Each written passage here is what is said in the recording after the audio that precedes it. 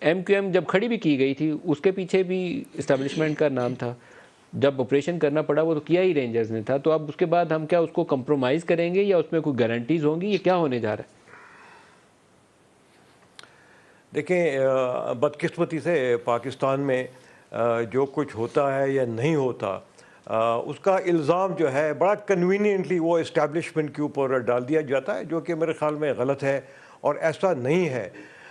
جو ہماری arm forces ہیں ان کے اپنے ایک مینڈیٹ ہے، وہ اسٹیٹ کی جو ہے وہ سپورٹ کرتے ہیں، اور جو آئینی سپورٹ ہے صرف اس کو وہ سپورٹ کرتے ہیں، ایسی اور کوئی غیر آئینی میرے خیال میں انہوں نے کوئی بات نہیں کی، اور جو کچھ انہوں نے ماضی میں کیا یا ابھی شاید کریں گے وہ ہمیشہ پاکستان کی جو انٹرسٹ ہے اس کو سامنے رکھتے ہوئے کریں گے، اور اس کے علاوہ اور کچھ نہیں کریں گے۔ یہ تو میں چونکہ اس سسٹم کا حصہ رہا ہوں تو مجھے معلوم ہے کہ تمام ڈیسیجن اسی طرح ہوتے ہیں، اور وہ ایک فرد واحد کا ڈیسیجن نہیں ہوتا،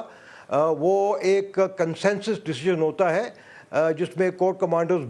بیٹھتے ہیں اور ہر آسپیکٹ کو جو ہے تھورلی ڈیبیٹ کرتے ہیں، اور ڈیبیٹ کرنے کے بعد جو میجورٹی ڈیسیجن ہے اس کو اڈاپٹ کیا جاتا ہے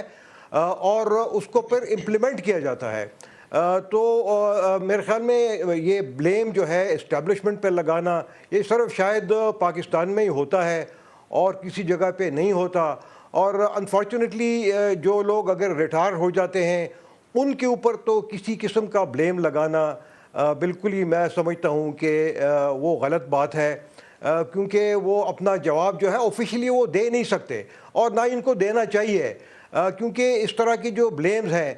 میرے خیال میں وہ اس وردی ہی نہیں ہے کہ ہر چیز کا جواب دیا جائے، اس کو اگنور کرنا میرے خیال میں زیادہ مناسب ہے۔